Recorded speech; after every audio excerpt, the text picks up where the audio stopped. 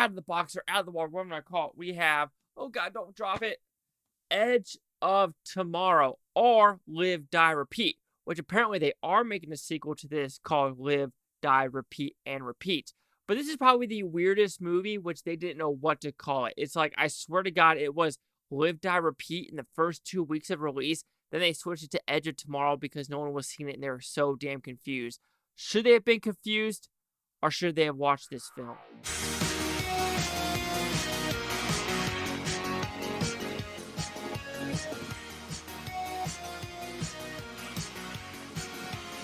Chase Lee Hockey here with the Blue Futon reviewing Edge of Tomorrow. So what's this movie about? Pretty simple premise.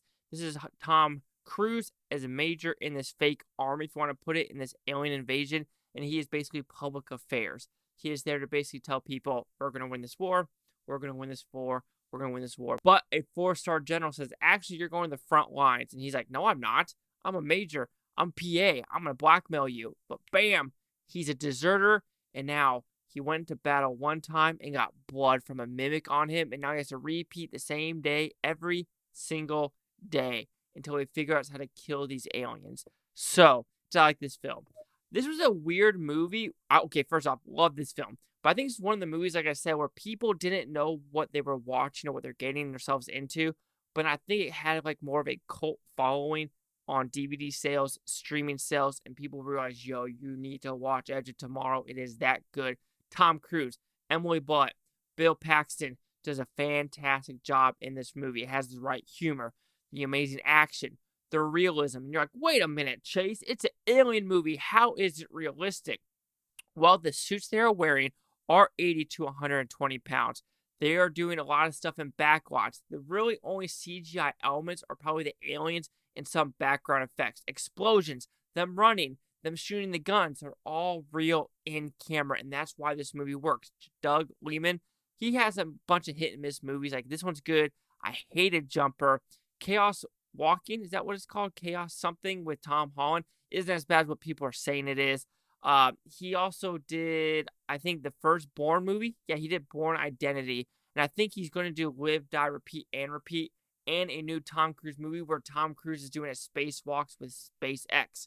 So I'm very interested in what he's about to do next. But he does a great job behind the camera. It's written fantastic. Christopher McQuarrie, again, he wrote this one.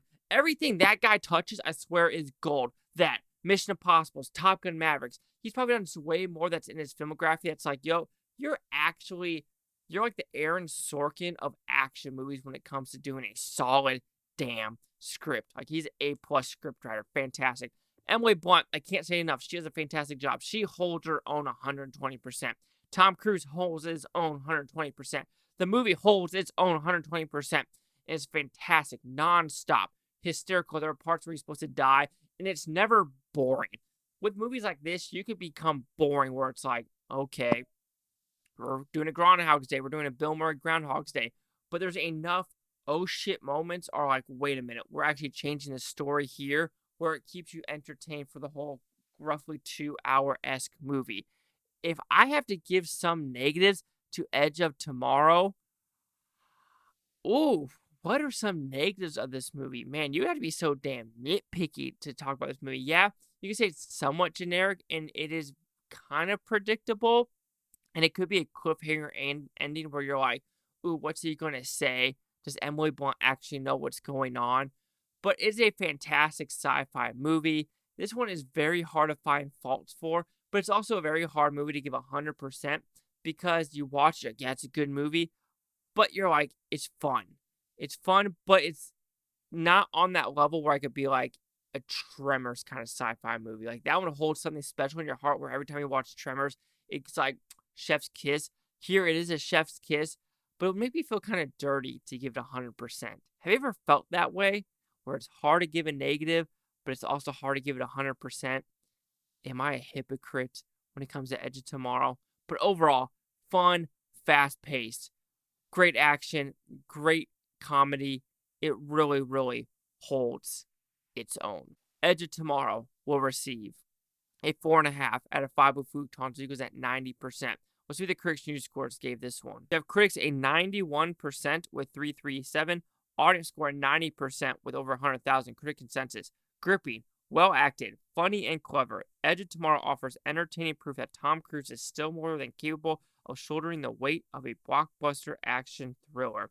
I'm just curious, Christopher McQuarrie, what his worst reviewed is The Mummy. I don't know if he written it or produced that one, but he's on Mission Impossible, The Jack Reachers, Top Gun Maverick, Edge of Tomorrow, Wolverine, Jack the Giant Slayer, Jack Reacher, The Tourist, Valkyrie, Way of the Gun, The Usual Suspects.